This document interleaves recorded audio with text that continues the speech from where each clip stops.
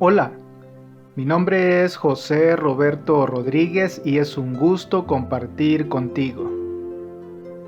Lección número 9, titulada Misión en favor de los poderosos. El texto bíblico base para el estudio de esta semana se encuentra en el libro de Mateo, el capítulo 16, el verso 26, en el cual leemos lo siguiente. ¿Qué aprovecha el hombre si gana el mundo entero y pierde su vida? ¿Qué puede dar el hombre a cambio de su vida? Si bien se escribió hace muchos años, la Biblia, la palabra de Dios, es la revelación de la verdad de Dios para nuestro mundo. Y entre las muchas verdades que revela está la de la naturaleza humana, y que básicamente somos todos iguales, pecadores necesitados de la gracia divina.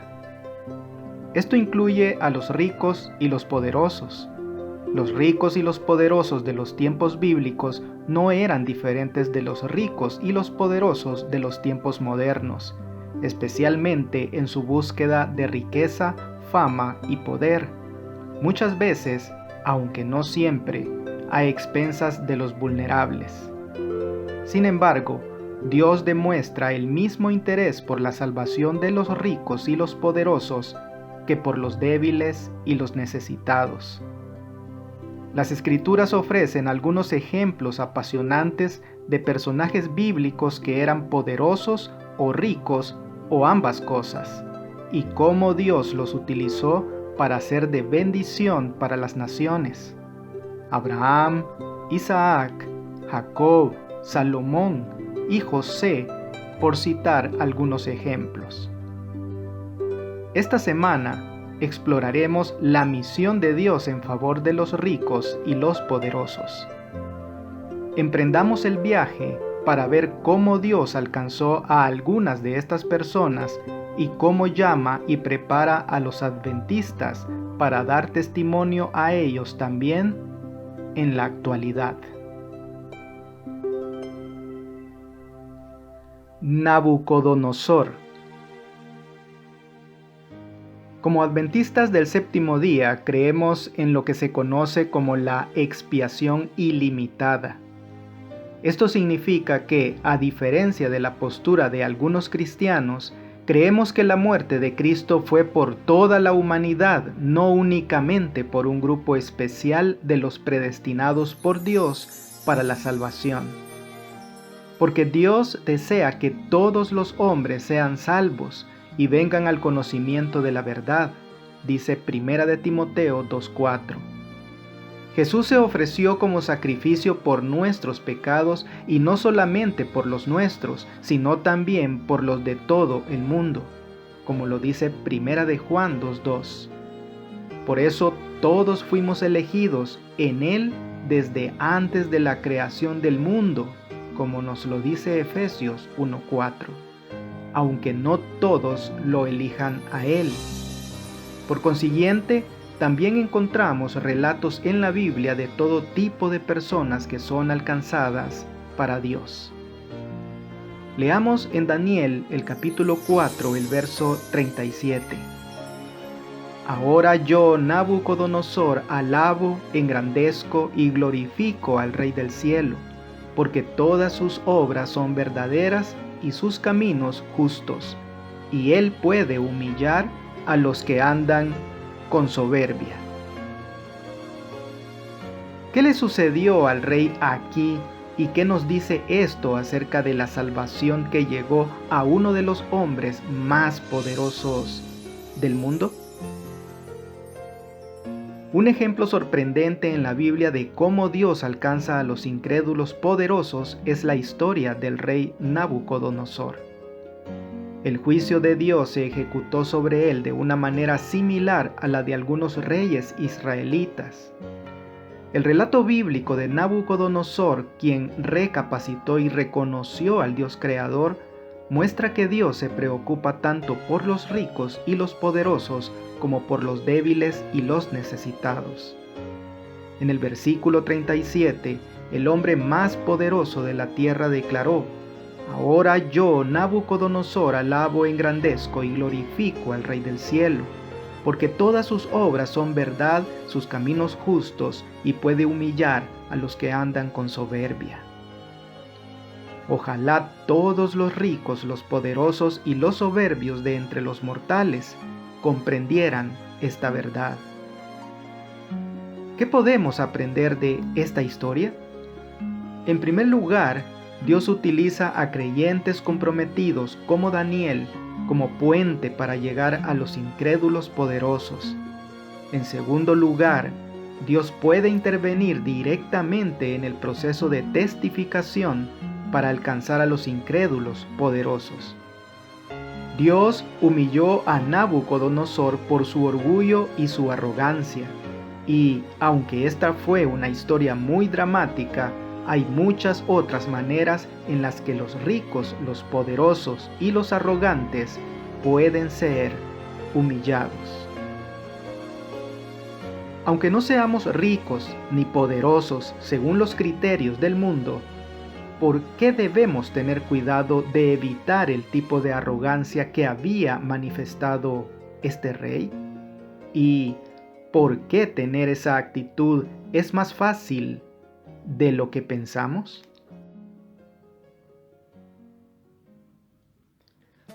Naamán. Cristo murió por todos, independientemente de su origen, riqueza, etnia o estatus. Dios está alcanzando a poderosos del mundo no cristiano y espera que vivan a la altura de la luz que tienen. Leamos en 2 de Reyes, el capítulo 5, los versos 17 al 19. Entonces Naamán dijo: Te ruego pues, ¿de esta tierra no se dará a tu siervo la carga de un par de mulas?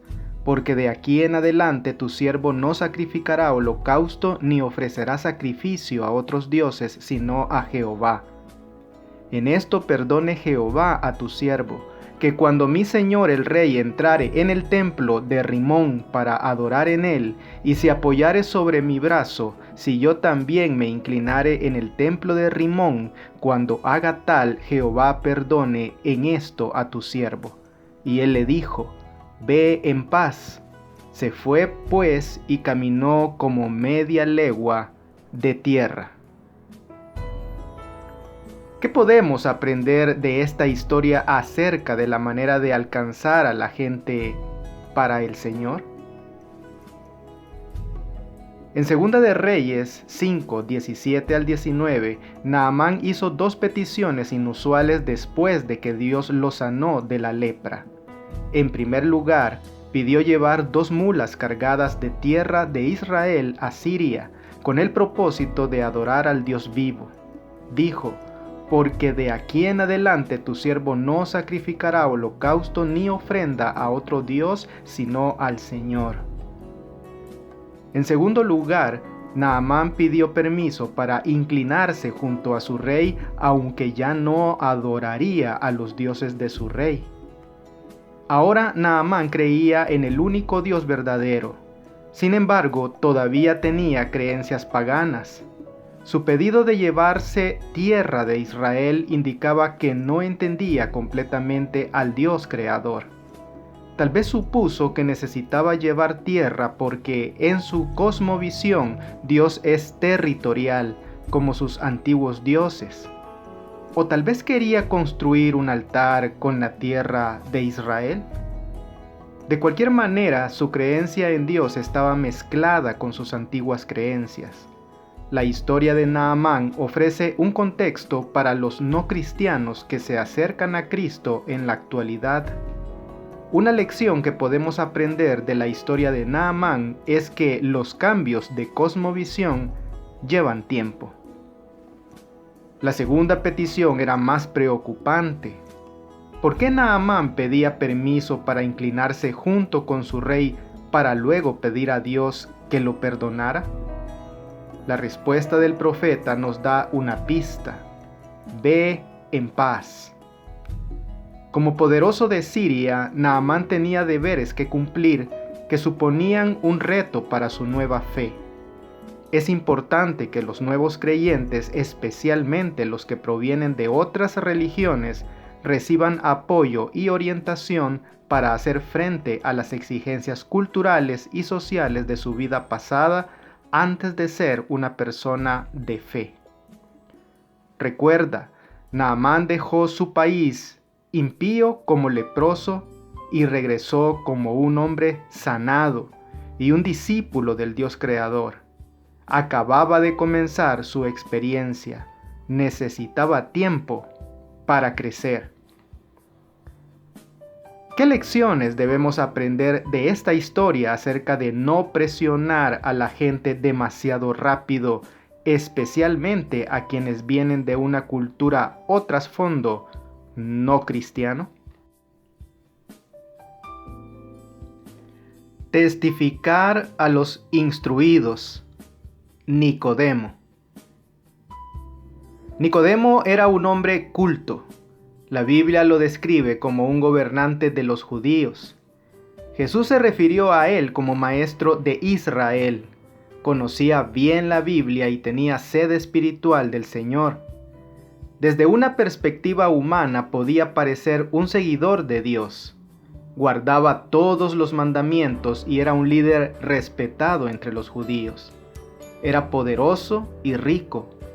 Muchos consideran que estas cosas eran señales de que Dios lo había bendecido. Sin embargo, resulta que estas apariencias superficiales eran únicamente eso, apariencias superficiales. Leamos en Juan el capítulo 3, los versos 4 al 7.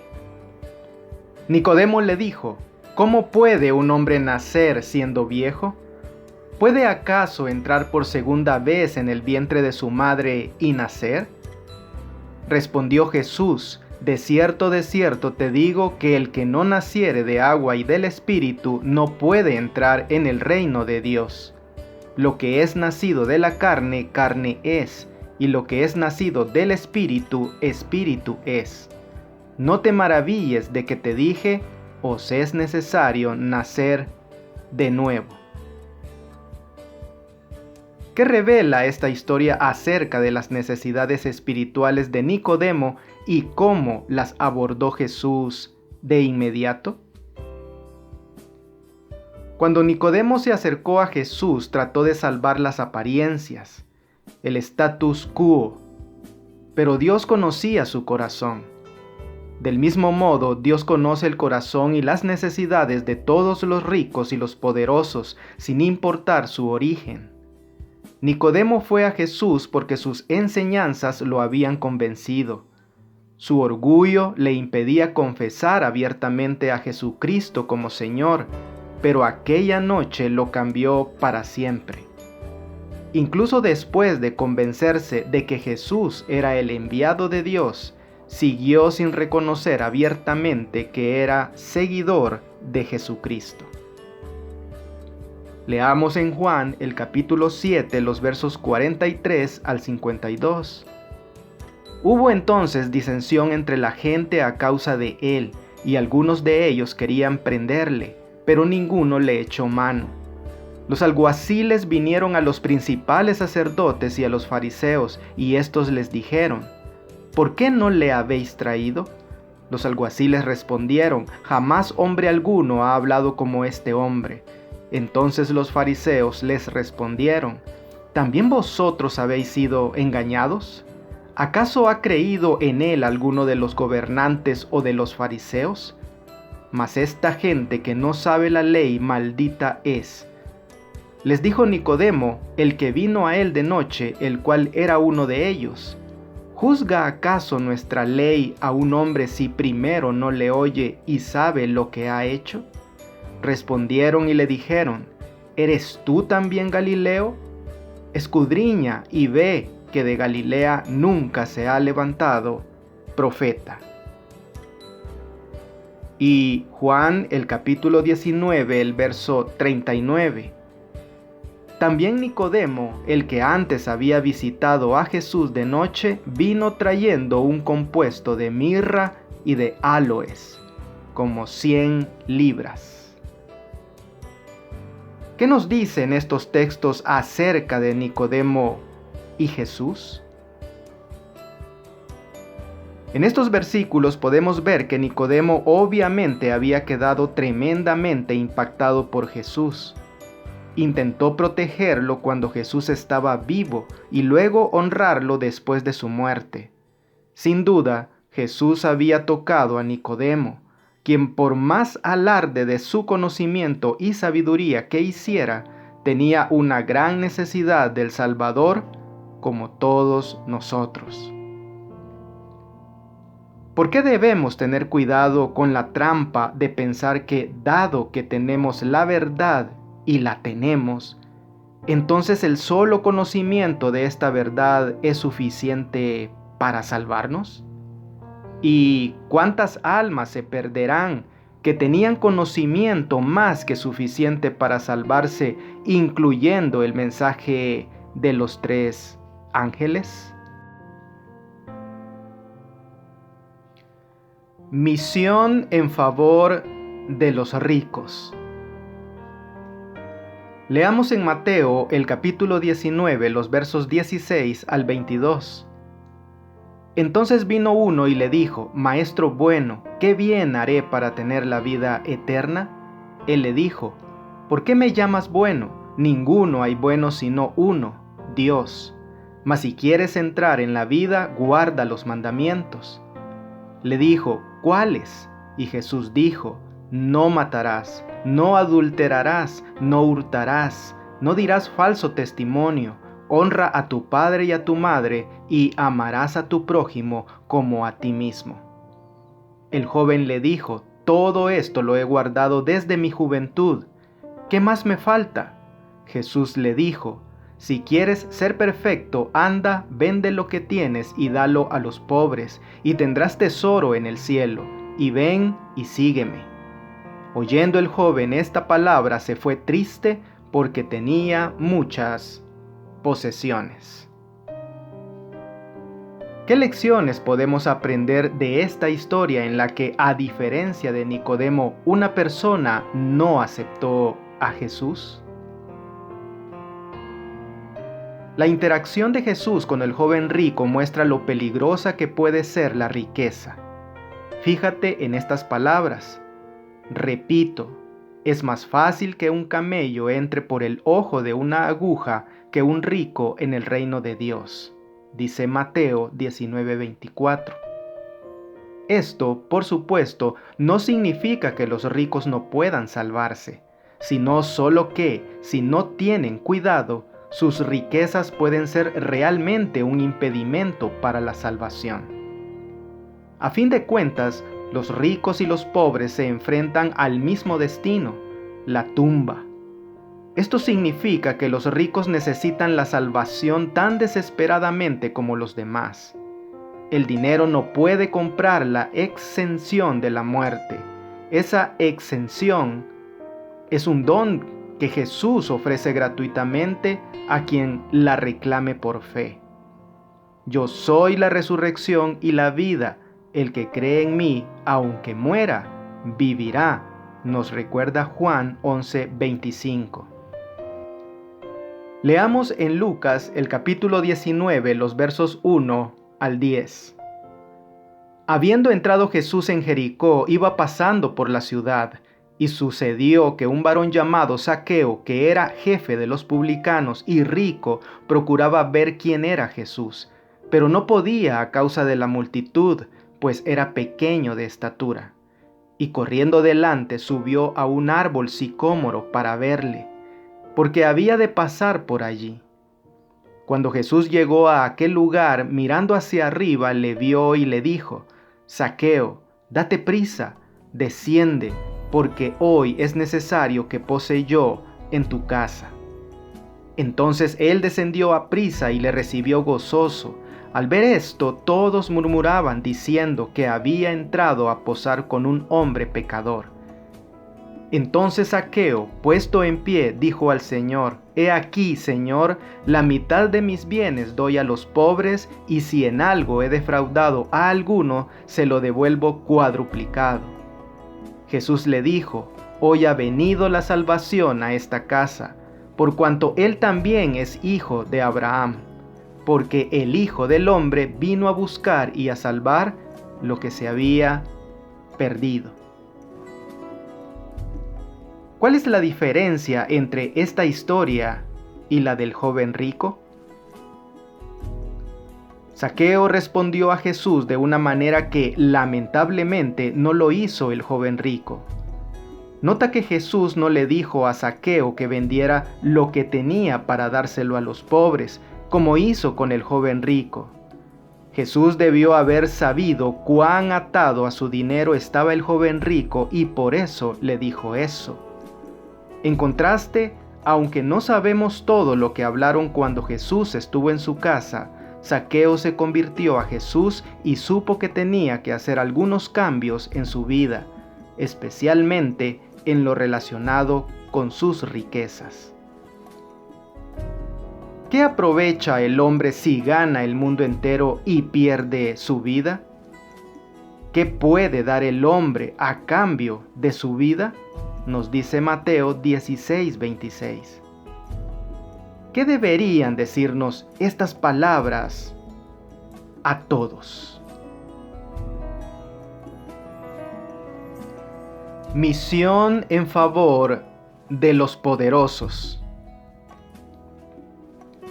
Jesús sabía cómo hacerse amigo de los poderosos. Muchos de ellos lo admiraban y lo respetaban, y al mismo tiempo también muchos lo despreciaban. Los poderosos de la Biblia que acudieron a Jesús en busca de ayuda seguramente sintieron que Él se preocupaba por ellos. Además, muchos de los ricos y los poderosos no acudieron abiertamente a Jesús de inmediato. Esperaron hasta estar seguros de que Jesús fuera realmente el Hijo de Dios. Ese fue el caso de Nicodemo y de José de Arimatea. Leamos en Mateo el capítulo 27, los versos 57 al 60.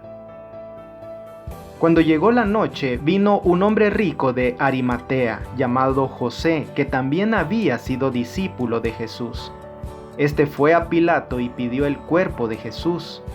Entonces Pilato mandó que se le diese el cuerpo. Y tomando José el cuerpo, lo envolvió en una sábana limpia y lo puso en su sepulcro nuevo, que había labrado en la peña, y después de hacer rodar una gran piedra a la entrada del sepulcro, se fue.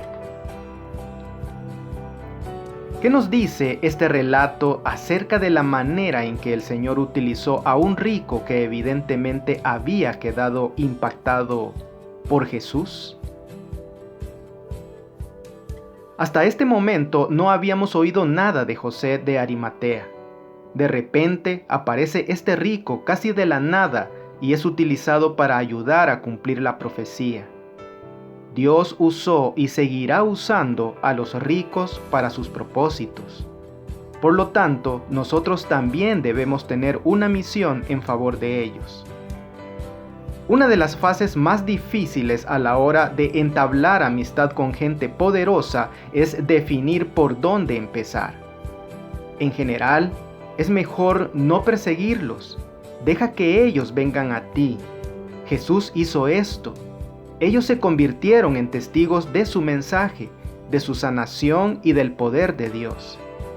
Mientras mantenían un perfil bajo, se convencieron de que Él era verdaderamente el Hijo de Dios.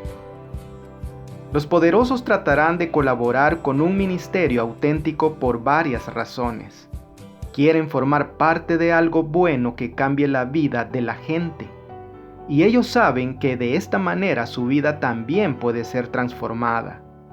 Es una forma sutil de que los ricos y los poderosos obtengan la ayuda que necesitan sin revelar públicamente sus necesidades. La segunda fase consiste en iniciar un auténtico ministerio como un medio para que los ricos y los poderosos formen parte del ministerio de Dios.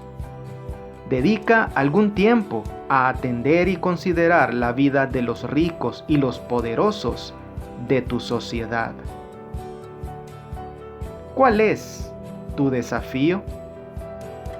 Añade a tu lista de oración diaria a alguien que esté en una posición de poder, que no sea creyente y que sea alguien con quien podrías entrar en contacto de tanto en tanto.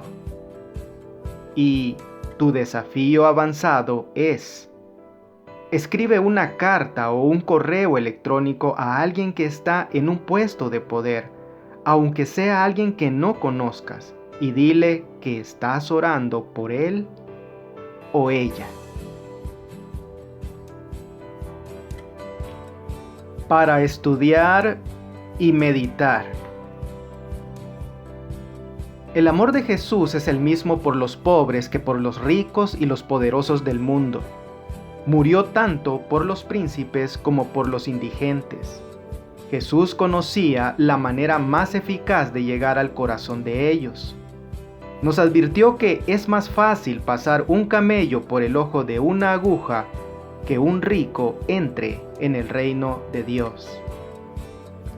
Esta semana tenemos el desafío de llegar a los poderosos y los ricos con el Evangelio de Jesucristo. Ellos necesitan la salvación tanto como los demás, aunque, por desgracia, no se den cuenta de ello debido a la sensación de seguridad que creen que les ofrece su riqueza. Mucho se ha dicho con respecto a nuestro deber hacia los pobres desatendidos, pero ¿no debe dedicarse alguna atención a los ricos desatendidos? Miles de ricos han descendido al sepulcro sin que nadie los previniera, pero por muy indiferentes que parezcan, muchos de ellos andan con el alma cargada. Y ahora, algunas preguntas para dialogar. Jesús derribó las barreras de casta y de clase al ministrar a ricos y a pobres durante su ministerio terrenal. ¿Cómo abordamos los adventistas esta cuestión de la brecha entre ricos y pobres tan arraigada en todas nuestras sociedades? Jesús dijo lo siguiente: el que fue sembrado entre espinos es el que oye la palabra, pero el afán de este siglo y el engaño de las riquezas ahogan la palabra y queda sin fruto. ¿Qué crees que quiso decir Jesús con el engaño de las riquezas?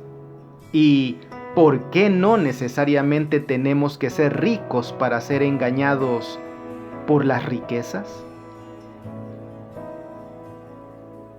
Repasa con los miembros de tu congregación la pregunta al final del estudio del martes sobre el hecho de que conocer la verdad no es lo mismo que ser salvo. ¿Por qué esta es una distinción tan importante para nosotros? Si conocer la verdad no es lo único que nos salva, ¿qué es lo que nos salva? ¿Qué otras razones se te ocurren a ti de por qué el joven rico rechazó a Jesús mientras que Zaqueo lo aceptó? Amigo y amiga, la pluma inspirada nos termina recordando que, una vez convertidos a Cristo, muchos llegarán a ser instrumentos en manos de Dios para trabajar en beneficio de otros de su propia categoría social. Verán que se les ha encomendado una misión del Evangelio en favor de los que han hecho de este mundo su todo. Consagrarán a Dios su tiempo y su dinero y dedicarán su talento e influencia a la obra de ganar almas para Cristo.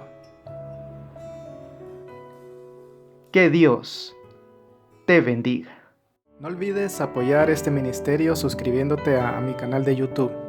Con esto tendrás acceso a un video resumen completamente ilustrado y animado de la lección de escuela sabática para adultos al inicio de cada semana. Espero tus likes y tus comentarios de la lección. Bendiciones.